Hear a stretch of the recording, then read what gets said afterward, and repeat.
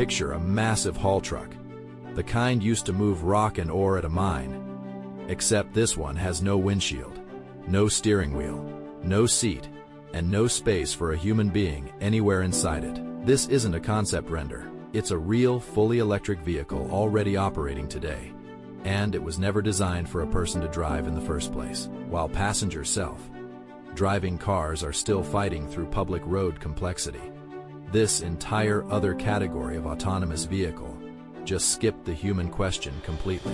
In this video, we're breaking down exactly what this vehicle actually is, why removing the driver's cab entirely makes more sense than it sounds, how it actually navigates without any human oversight on board, and why mining environments turned out to be the perfect place for full autonomy to arrive first, ahead of the passenger cars we usually cover.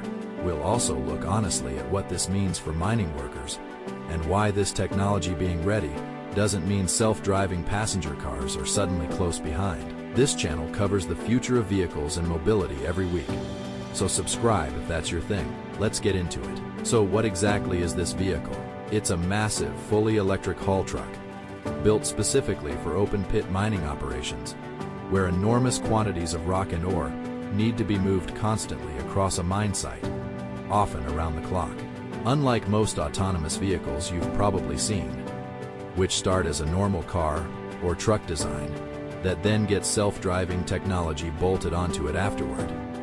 This one was engineered completely from scratch around the assumption that no human would ever sit inside it, at any point in its operational life. That single design decision changes everything about the vehicle, because an entire category of components that exist purely for human comfort and control simply never needed to be built in the first place, freeing up the entire design process to focus purely on hauling capacity and durability. Once you accept that no human will ever operate the vehicle directly, an entire list of expensive, complex components simply becomes unnecessary. There's no need for a windshield engineered for human vision and weather sealing, no need for a climate-controlled cabin, no steering column, no pedals, no seat with safety restraints, and no space that has to meet human occupant safety standards in a collision. All of that adds real weight, real cost, and real engineering complexity to a vehicle that, in this specific design, will simply never need any of it. Instead, that space and weight budget gets reinvested directly into more sensors, more battery capacity, or a larger cargo bed, all of which directly improve the actual job the truck exists to do, which is hauling as much material as efficiently as possible. So how does this thing actually find its way around without any human oversight at all? It relies on a millimeter wave radar, guided sensor suite, built directly into a purpose-designed architecture, constantly scanning the terrain, other vehicles, and equipment around it in real time, day and night, regardless of dust or weather conditions that would challenge a human driver's visibility. Crucially, this isn't operating on public roads alongside pedestrians, cyclists, and unpredictable human drivers. It operates within a mine site, which is private property with tightly controlled access, predictable repeated routes between the extraction area and the processing or dumping site, and a workforce trained specifically to operate safely alongside autonomous equipment. That controlled environment is doing an enormous amount of the safety work here, and it's a genuinely different, much more manageable problem than navigating an open city street full of unpredictable human behavior. This actually explains something important about the entire autonomous vehicle industry that often gets overlooked.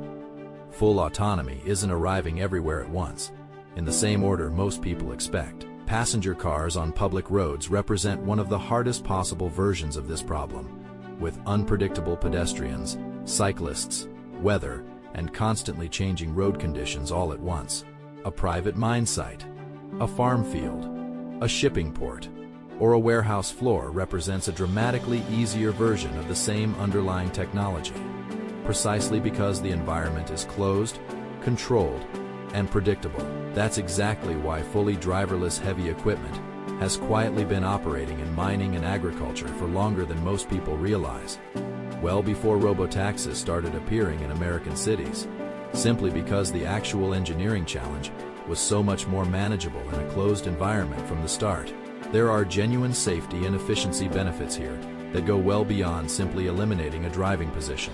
Mining is a genuinely dangerous industry, involving extreme dust, heat, unstable terrain, and the constant risk of rock slides or equipment failure in remote locations far from immediate medical help. Removing a human from inside the vehicle itself directly removes that person from the single most dangerous seat on the entire site. These vehicles also don't experience fatigue, don't need shift changes, and can operate continuously around the clock in ways that would be genuinely unsafe to ask of a tired human driver working long shifts in harsh conditions. From a pure operations standpoint, that combination of improved safety and continuous uptime is a genuinely compelling case, independent of any cost savings involved. Zoom out, and this fits into a much larger pattern happening across heavy industry right now.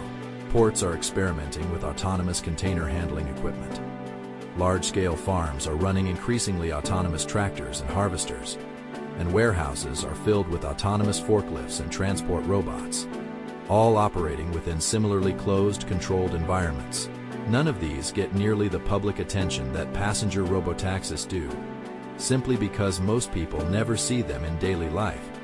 But collectively, they may end up representing a larger and faster-moving shift in how autonomous vehicles actually get adopted at scale. Passenger cars on public roads might genuinely turn out to be one of the last major categories to fully convert to autonomy, rather than the first, precisely because it's the hardest version of the problem, not the easiest. So, stepping back, what does a truck like this actually prove? And what does it not prove? It genuinely demonstrates that full autonomy, with zero human oversight on board, already works reliably today in the right controlled environment. And that's a real, meaningful engineering achievement worth taking seriously.